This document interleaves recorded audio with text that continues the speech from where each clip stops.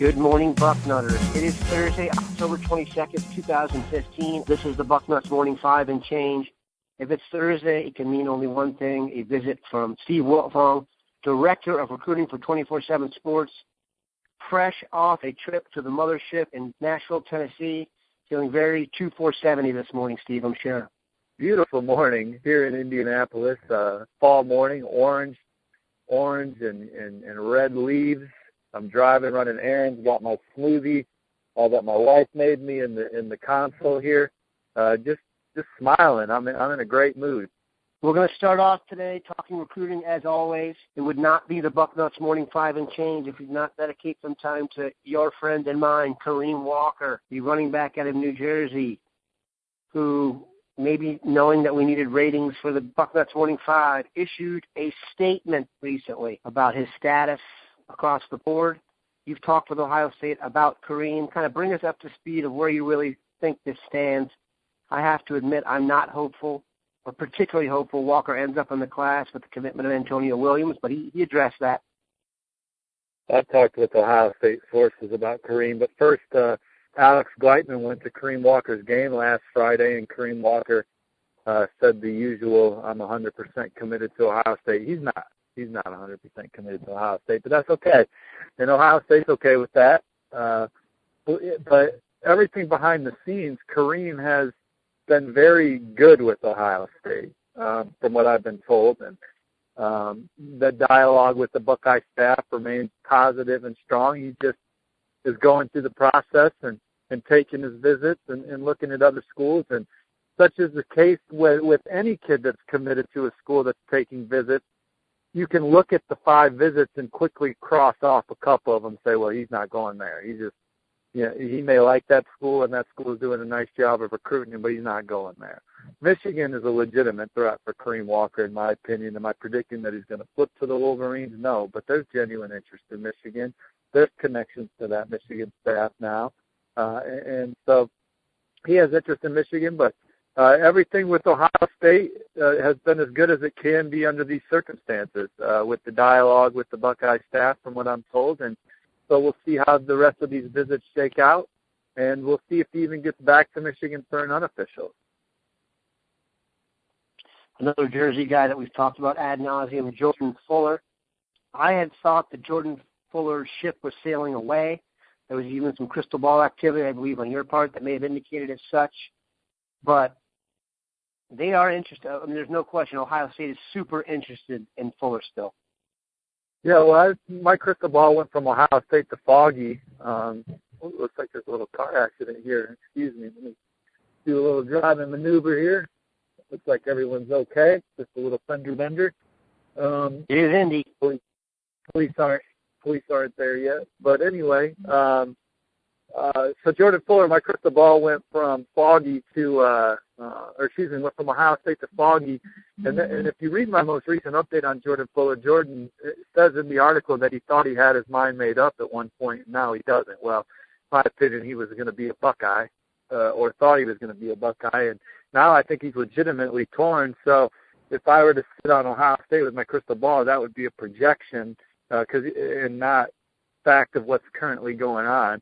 He could very well still end up at Ohio State. And within that same interview, Jordan told me that the Buckeyes were the school recruiting him the hardest, led by Chris Ash and Coach Combs, and he talked to Coach Meyer some. So, again, Ohio State very much a top contender, but for whatever reason, some of the other schools have been able to, whether it's been through a visit or regular dialogue, been able to make up some of that ground, in my opinion. So you have Michigan certainly is in the mix. Notre Dame, Penn State is very high on the list. Maybe I'm undervaluing UCLA and TCU and in their position. He was at Rutgers a couple weeks ago. So several schools still in play, Buckeyes very much being one of them. Yeah, and I think Jordan Fuller's a 5-star. No doubt. So for those who don't know, Fuller's dad attended Texas Christian and played there, and his brother, Devin Fuller, was a number 2 player in New Jersey a few years ago, is now at UCLA. Another name that's kind of bubbled up here late, we talked a little bit about recently, is from actually in Michigan, number 1 player in Michigan, Daelin Hayes, had committed early on in the process to USC. Now with all the tomfoolery and hijinks going out there with Sarkisian, has decommitted and is looking around. What's the latest on Hayes, and do you think Ohio State has a serious interest in him? Well, I think Ohio State wants to take a linebacker, and he's certainly a guy that could fill that void in this class. And I talked to Daelin's coach yesterday for another story I was working on, and we kind of talked about where he thought Daelin stood with the process. And he mentioned that he thought Ohio State was a dark horse. Notre Dame right now is the leader. They've had him on campus twice this fall, even had him in during the summer. And so Notre Dame's in great position for Daelin Hayes. And then Michigan State would be the number 2 right now. And then Ohio State is probably running 3, and that's without a real visit. He has not taken a real visit to the Buckeyes campus. So that could be a game changer. And Daelin's an impressionable kid. And Ohio State's a school that I could see him really liking. But right now, it's a school that trails a little bit going into the visit. Yeah, I tell you what, though, a kid from Ann Arbor that chooses USC early in the process strikes me as one who's not married to staying in the Midwest or even staying in state. So maybe they can flip him to the defending national champs. Well, with that, Dan, Daelin's mom moved out to California, and now she doesn't live in California anymore. So there was a catch. Wow. There was a catch to Daelin committing to USC, and obviously he really liked USC, and he liked USC's linebacker coach Peter Sermon, but it's not the same USC he committed to 2 years ago. And his family's back in the Midwest, and sorry, I'm getting out of whack here. But his mom moved back to the Midwest, and Daelin's actually from the Detroit area. He just lives in Ann Arbor now, but he attended Orchard Lake St. Mary's when he committed to USC. Yeah, we won't hold his Ann Arbor residence against him. It's not his fault. Speaking of Ann Arbor, we wanted to talk a little bit about current events in the Big Ten. Steve is a keen observer, and there's a narrative coming up here that could come back to have something to do with Ohio State down the stretch, obviously, but I'm getting the sense that some of the national media thinks the Michigan State game, the ending was somewhat of a fluke, and that people are now not penalizing Michigan for the loss and not crediting Michigan State for the W. Is that how you see it? Do you see the teams that equal now? And if you had to pick one to go somewhere, who would you choose? Well, hell no. Hell no. First of all, Michigan, kudos to them for playing. They're just a much tougher team under Jim Harbaugh than they were under Brady Hoke. We've talked about that some on the Bucknuts Morning 5. Jim Harbaugh comes in, fires the old strength coach, hires the new strength coach. Those two guys and the new coaching staff together bring a toughness that was very much lacking in Ann Arbor. But that toughness was already at Michigan State, and it's certainly at Ohio State as well. Michigan State had 20 first downs. Michigan had 10. Michigan State had close to 400 yards of offense. Michigan had like 220.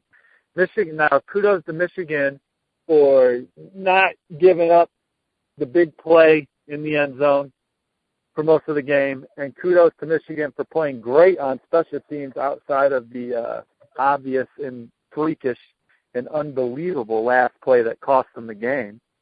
Special teams and hidden yardage is what kept Michigan in that game, and certainly it's an element to the game. But Michigan State was a better football team, and it just they needed that freak play at the end to win the game. But they made that play happen as well. Lining up all 11 guys on the line of scrimmage. Now they got some good things to happen with a low snap and then a bobbled snap, and then after that it was all hell broke loose. But Michigan State's the better team in my opinion, and they just had to go win a tough one on the road against a very energized Michigan team that had a lot of momentum and certainly a great defense. And so Michigan State got it done. I mean, that punt block could have happened in the second quarter, and no one would even be talking about it as the huge reason why they won the game. And I get it. That was the game-winning play. But Michigan State played well enough to win the game, the whole game. I'm going to make an abstract example here. They did an NFL Network did something on the New England Patriots about the winning Super Bowl called "Do Your Job." It wasn't called "Do Your Job" unless you're the punter. The punter is on Michigan. He dropped the ball and they screwed up the play. I don't understand how that's a fluke. So anyway, there's a lot of Michigan people in the media, I guess. The better team won the game. I don't understand how. I agree. I agree. Yeah. I agree. Speaking of the better team, there's obviously huge news at Ohio State. J.T. Barrett is going to be the starter. Just your quick feelings on Barrett getting back under center full time. Well, I was never. It's impossible for me to judge the coaching decisions of Urban Meyer and his staff from the suburbs of Indianapolis because I'm not at practice. But I always thought J.T. Barrett should have been the guy just based on the way he carries himself. And I think that's an element to the quarterback position. I just think J.T. Barrett is a very mature, hard-nosed competitor on top of just his outstanding ability. And he had a ridiculously good season last year. And I thought once he got back under center, he would be that same player.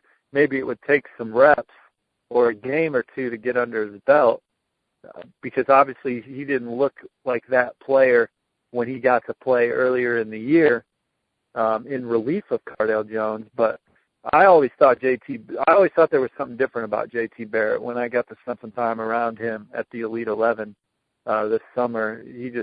There was a different feel to him than many of the other quarterbacks there from just a way he carries himself and leadership and just seriousness standpoint. He's a competitor. And he was voted a team captain, so you see the way his teammates think about him. And then that was why the national media was going on the air saying they thought J.T. Barrett was going to be the starter for week 1. That was their reason, where all of us were hearing that it was going to be Cardale Jones, but then we're too scared to say it because J.T. Barrett was named the captain, So it was, but either way, obviously they won all the games. Ohio State not playing the way that they have wanted to play. They haven't played that perfect game yet. I do think they're playing better, but within that, they're still dominating the Big Ten on offense, leading in every major category, I believe. So wait till they just get it rolling. And that's why I keep ranking Ohio State and Michigan State 1 and 2. They're winning. I'm not penalizing them for the way they win. I hate when people do that. And I see all the NFL talent, and I see the coaching staffs they have. And so they're still 1 and 2 in my mind. And maybe I'm being a little stubborn with it because I said it last January. But my 1 and 2, they're still undefeated, still rolling. Line them up, knock them down. It's just that you're very smart, Steve, and that some of the rest of the public takes a while to catch up to you. Here are my 2 thoughts quickly. 1, keep in mind Ohio State just benched a guy who's 10-0 as a starter and won the national championship. So this is a matter of standards. Say that to yourself again. Ohio State just benched a guy who's 10-0 as a starter and won the national championship in those 10 games. So our standards are relatively high, I'd say. And secondly, this is not a good year for Rutgers. As we've seen, their karma is bad, and they're going to get a 50-burger put on them this weekend at least. I'd be surprised if Ohio State exits the first quarter without 21 or 28 points. So there you have it, people. Go ahead. Dan, here, it's tough to win on the road at night, and while I expect Ohio State to roll, if they don't roll, that's okay to me. Just go in and handle business. And one other thing I saw on Bucknuts that was interesting after the Penn State game, interesting discussion on the board. People were talking about Saquon Barkley and comparing him to Ezekiel Elliott. And I only probably read the first 20 posts, so maybe someone else on the board jumped in and is going to say what I'm about to say now. Someone wrote on the board that Saquon's further along at this point in his career than Ezekiel was, and he is only because opportunity. Really, Ezekiel was playing behind a damn good running back when he got to Ohio State, and out of need, Saquon's had to step up and be an impact guy in more of a role than Ezekiel was as a freshman. But everyone saw that promise with Ezekiel as a freshman. It just wasn't as necessary or called upon as Saquon. And Saquon looked like a dude now on Saturday. And once Penn State gets that offensive line play consistent, and I think that they're headed in the right direction. The Big Ten, it's exciting, and I love living in Big Ten country. And Penn State, they're on the rise with what they've recruited. They just aren't very good at the point of attack on the offensive line, and Saquon Barkley still finding gaps and holes and making things follow that here in a couple of years as Penn State has recruited well along the offensive line. It was just developmental guys and not instant impact guys. So I look to see Penn State starting to turn a corner a little bit next year up front. No question. And Saquon Barkley was very impressive. But, and I even had this discussion with some guys at the 24/7 Sports home base who are going to rank Dalvin Cook ahead of Ezekiel Elliott. I just don't see it, man. If you're looking for a running back that can do every single thing on the football field, to me it's Elliott, and he's a proven commodity. He's done it against the best and the biggest of situations. My only hope now is that the NFL teams that picked before the Cowboys all like Saquon Barkley better, even though he's coming out in 2 years, so that my Cowboys can get easy E. We can continue this beautiful relationship for another few decades. Ezekiel's a better pro prospect than Dalvin Cook, but that doesn't mean he's a better college player right now. Dalvin Cook's arguably the MVP of college football, but he's had to agree to disagree. Ezekiel hasn't, but Ezekiel, he can block, catch the football. He's just tenacious. He's big. He's the better pro prospect. There's no question about that. But Dalvin Cook having a special year down in Tallahassee as well. Gun to your head for your family's life.